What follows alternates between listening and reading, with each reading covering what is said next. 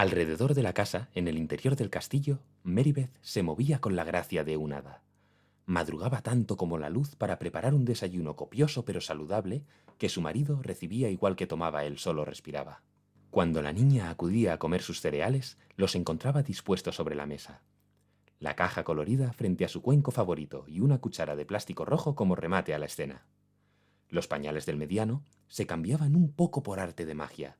Con manos expertas, leves y rápidas como aleteos de mariposa, la madre deshacía los nudos perfectos diseñados para mantener la piel del bebé a salvo. Luego le daba el biberón y le dejaba jugar en el parque, rodeado de sus osos de peluche y sus libros de tela. El palacio permanecía en un silencio beatífico mientras Meribeth daba de mamar a la pequeña. La madre sonreía, respiraba con calma. La criatura chupaba y regresaba a la cuna, donde dormía hasta mediodía la bendita. Con todo hecho, el hada invisible, la mujer perfecta, se ponía el abrigo y esperaba hasta que el coche de la niñera aparecía allá a lo lejos por la calle principal. Los faros marcaban el momento en que Meribeth salía de casa por la puerta trasera, se ponía al volante de su propio utilitario y saludaba a su sustituta con un parpadear de luces largas y cortas, destellos dorados, polvo de estrellas. En el hospital, los médicos gritaban los nombres de otras enfermeras, pero no el suyo. Meribeth se llevaba el hechizo con que manejaba su hogar hasta su lugar de trabajo y cambiaba vendajes con la ligereza de una ninfa de agua. Administraba medicamentos con la amabilidad de una dulce madrina de cuento. Secaba frentes, ahuecaba almohadas, limpiaba heridas, tomaba la temperatura. En silencio, de puntillas, tan intangible como el ángel de la guarda. Ya por la noche, la niñera desaparecía tras un poco más de polvo de estrellas marca Ford. El palacio permanecía silencioso. Los niños dormían ya. Su marido miraba la televisión. A veces lo besaba en el pelo, levemente, sin tocarlo, y él suspiraba, bendecido por la presencia imperceptible de su esposa, tan capaz, tan eficiente, que casi no existía. Meribeth lo soñó. Soñó con su hijita rígida y azul en brazos del malsano monstruo cambiante, del habitante de los armarios, del acechador acostado bajo las camas de todos los niños. Los demás llamaron al monstruo muerte súbita. Feo nombre, nombre de bruja. Muerte súbita no solo se llevó a la pequeña bebé antes de Navidad, también arrebató a Meribeth todos sus poderes. El dolor no permitió que se diera cuenta, pero la magia con la que arreglaba cada día su casa, su palacio, ya no funcionaba como antes. La paz del marido y los dos niños se quebraba a menudo ahora que faltaba la bebé. El teléfono que había permanecido callado hasta entonces la llamaba, y Meribeth contestaba. Quería que su voz sonase a arroyo claro, a fuente serena, pero en lugar de una canción, de su garganta brotaban lágrimas de plañidera y gañidos de Banshee. No sabía que sus idas y venidas, que su polvo de estrellas y su ajetreo de hada le habían granjeado muchas y variadas amistades. Tampoco sabía que muerte súbita tenía sus propios planes. Por eso se sintió tan perdida el día del funeral. El salón se llenó de gente y de comida, como si en lugar de enterrar a una criatura en un ataúd blanco, se celebrasen unas bodas reales. Así se veía ella, como una novia. Vestía de negro, sí. Su corazón se había secado, sí.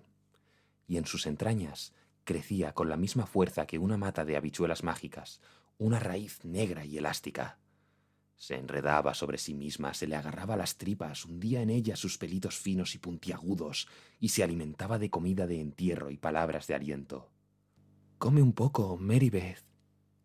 «Llámame, para lo que necesites». «A cualquier hora, Meribeth». «Lo siento tanto». «Eres valiente, Meribeth, tan valiente». «Yo no sé qué haría en tu lugar». Se acabaron entonces los aleteos de mariposa. La madre de la niña muerta se convirtió en una oruga, cuyo fin único era tejer, tejer y tejer, hasta terminar una crisálida nueva en la que pudiera esconderse. A veces, cuando nadie la miraba, se encerraba en su cuarto y abría una caja de cartón en la que había guardado toda la ropa de la niña, lavada y planchada como se guarda la ropa. Los faldones de algodón, los patucos de lana, las toquillas. Miraba las prendas diminutas de color amarillo o rosado, algunas blancas, y se daba valor.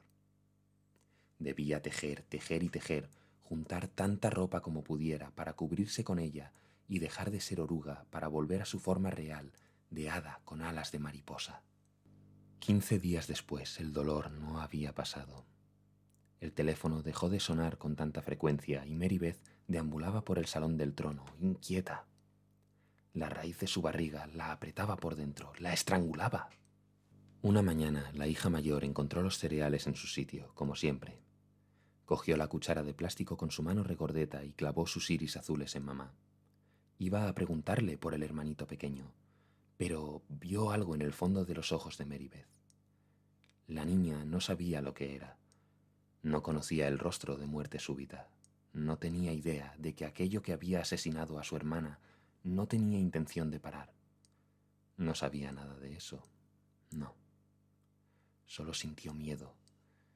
Y, ya que tenía la boca abierta, metió en ella una cucharada entera de cereales pringosos. Meribeth no se dio cuenta de nada. Subió a la habitación del hijo con un biberón templado y bajó con un cadáver entre los brazos. La casa se llenó de más comida y condolencias. Meribeth comió tanto que al final del día le apretaba el vestido negro, el mismo que había llevado durante el entierro del bebé.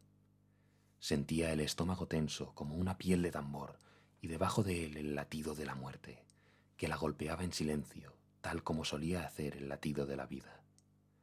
La muerte enraizada, nutrida a base de compasión, de llanto amigo y tarta de manzana. Pañuelos de papel usados poblaban las esquinas. Se arrebujaban tras los cojines del sofá y en los cajones. La celulosa húmeda se convertía poco a poco en una pasta de olor agrio y textura gelatinosa. Cada visitante dejaba allí sus mocos, su dolor y el alivio porque sus hijos continuaban vivos. Así, Meribeth asistió impotente al crecimiento de una segunda pupa de paredes cartilaginosas que la envolvía amorosa como una araña. Emergió de ella en su momento hueca, como una esponja marina. En su habitación había ahora 2 cajas con ropa de bebé, pero no era suficiente, de modo que muerte súbita se hizo fuerte en el intestino delgado y en el grueso, y en el recto y en el estómago. 3 meses después, la niña de los cereales, la que tenía 4 años, también murió.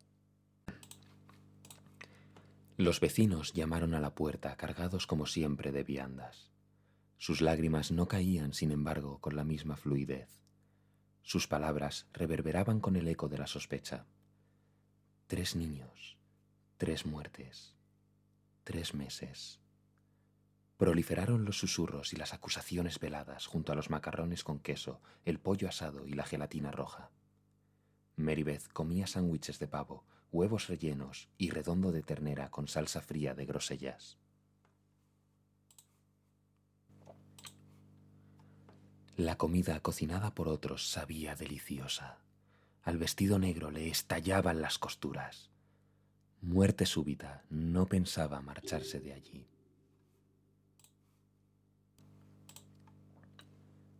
Ya no quedaban más niños, y al marido de Meribeth lo encadenaba una tristeza profunda, verdadera. No sabía nada de las cajas de cartón llenas de ropa, ni del nudo de alimañas que consumía el interior de su esposa. Solo lloraba y languidecía y tomaba sedantes y dormía cuanto podía. Menos aquella noche que ella lo despertó de un sueño plácido, y así, en la bruma de la duermevela, creyó ver un resplandor que le recordaba el polvo de estrellas y creyó sentir un beso ligero en el pelo plateado. Se perdió en esas sensaciones mientras ella lo montaba, lubricada por la baba del gusano que crecía en su interior, que humedecía el miembro de él y regaba el vientre de Meribeth.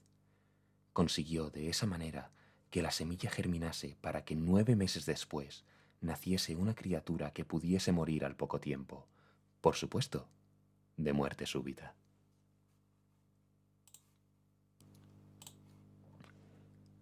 Meribeth follaba, engendraba, gestaba, paría, y las criaturas se le morían como perdices, una detrás de otra, sin que nadie supiera cómo, excepto muerte súbita, la bruja malvada que seguía agazapada en su interior y se alimentaba de rollitos de canela, guisantes estofados y pato a la naranja. La madre enlutada todavía recibía palabras amables y ofrecimientos de ayuda.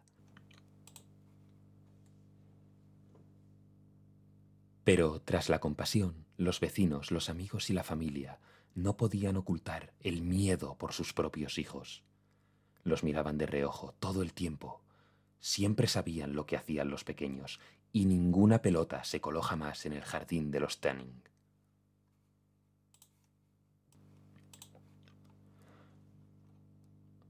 Ocho cajitas de ropa planchó, dobló y guardó Meribeth bajo su cama. Chaquetas de perlé, pichis de angora y abriguitos tejidos a mano. 8 deberán bastar, se dijo, y levantó con ellas una montaña. La base era de gasa para pañal, calzones y batucos. Los cubrió con capas y capas de vestiditos y pantalones. Al final, en el pico, colocó bodys y algunas mantas con nombres bordados. Bárbara, Timothy, Nathan, Mary Frances, Jonathan, Michael. Quiso ocultarse en el interior de la pirámide, pero no importaba qué postura adoptase. Incluso en posición fetal, alguna parte de su cuerpo sobresalía por entre los tejidos naturales. Una vez más, pensó, será la última. Y volvió a quedarse embarazada. A medida que la barriga crecía, sus vecinas la evitaban. El bebé daba patadas, pero su marido no quería acercarse a aquella piel estirada, translúcida. El día del nacimiento, Meribeth pasó la noche sola en el hospital. Las enfermeras le quitaron a Tammy Lee antes de que pudiera decir su nombre.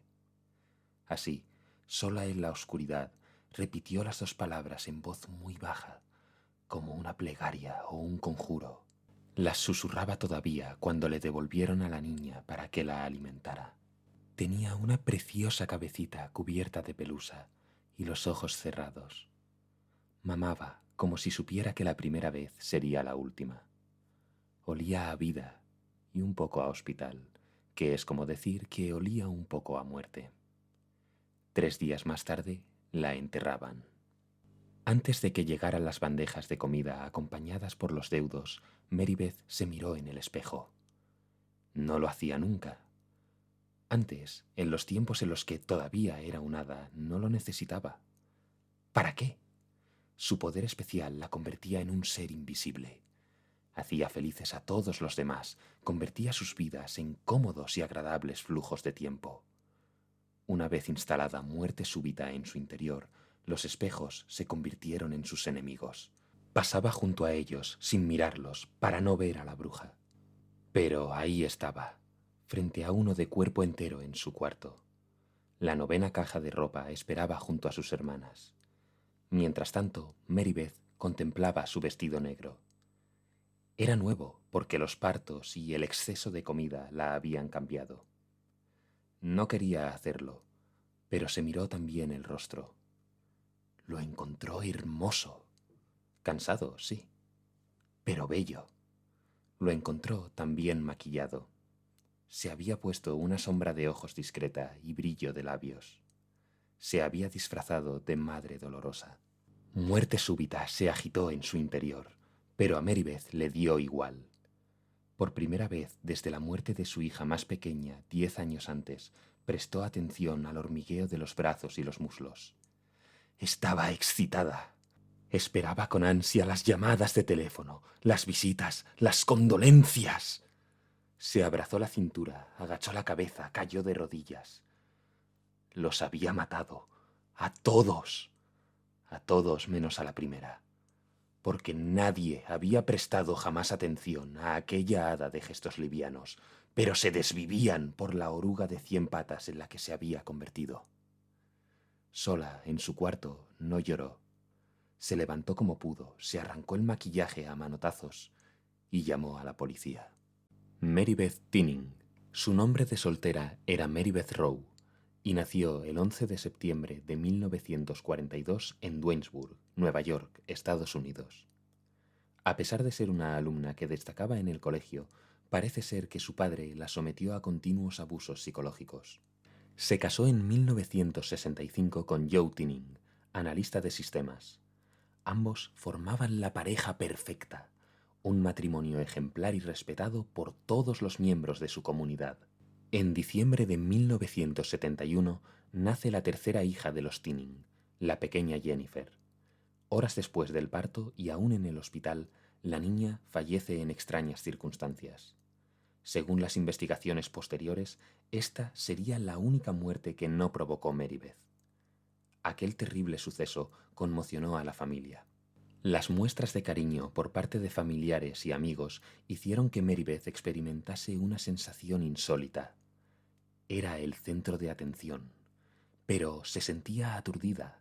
No estaba acostumbrada a que nadie se preocupase tanto por ella. Poco antes del funeral de la pequeña, Meribeth inició una peculiar ceremonia, donde lavó y planchó toda la ropa de bebé. Después la colocó junto a los juguetes que le había comprado dentro de una caja de cartón y la guardó en casa. Tan solo 17 días después de la muerte de Jennifer, moría su hijo Joseph, de 2 años. Las muestras de afecto y atención fueron aún mayores. Meribeth volvió a repetir el ritual y colocó la segunda caja de cartón junto a la primera. A los 3 meses, el 2 de marzo de 1972, muere Bárbara, la hija de 4 años de Meribeth y Joe. Toda la comunidad se volcó con la familia que en tan poco tiempo había perdido a sus 3 retoños. Ella repitió la ceremonia y situó la tercera caja al lado de las otras 2. Meribeth se quedó embarazada y dio a luz a los 9 meses de la última muerte. El bebé, bautizado Timothy, falleció a los 14 días. Los médicos diagnosticaron que fue debido al síndrome de muerte infantil súbita. Año y medio más tarde, Meribeth tenía su quinto hijo, Nathan, que también murió en extrañas circunstancias. Llegados a este punto, la gente empezó a sospechar de ella. A pesar de las investigaciones realizadas por las autoridades y algunos médicos, no se encontraron pruebas incriminatorias contra el matrimonio. El sexto vástago fue Mary Frances, que falleció a los 3 meses de edad, tal y como le ocurrió al séptimo, Jonathan, que nació 10 meses después. Tras 7 muertes consecutivas, el matrimonio Tinning decidió adoptar. El octavo hijo, Michael, moría en marzo de 1981, al parecer de una neumonía viral. Con los informes de la autopsia sobre la mesa, la dirección del hospital volvió a acudir a las autoridades, expresando sus sospechas. Se exhumaron 2 de los cadáveres, los de Timothy y Nathan, pero no se halló nada raro. 3 años más tarde, Meribeth dio de nuevo a luz. La novena hija se llamaba Tammy Lynn y murió el 20 de diciembre de 1985. Contaba 4 meses de edad. Se inició una nueva investigación y tras ser interrogada durante más de 10 horas, Meribeth acabó confesando que ella era la autora de las muertes. Una de las amigas de la familia, Cynthia Walter, declaró ante el tribunal cómo acudió de madrugada a la casa de los Tinning ante la llamada histérica de Meribeth. Su última hija no se movía. Cuando certificaron su muerte y se celebró el sepelio, Cynthia recordó el cambio en la actitud de la asesina. Ya no parecía estar tan destrozada. Ella sonreía, comía, conversaba con todos los presentes. No parecía estar disgustada. El resultado de los informes psicológicos que se realizaron a Meribeth confirmaron las sospechas de algunos médicos. Padecía el síndrome de Munchausen por poderes.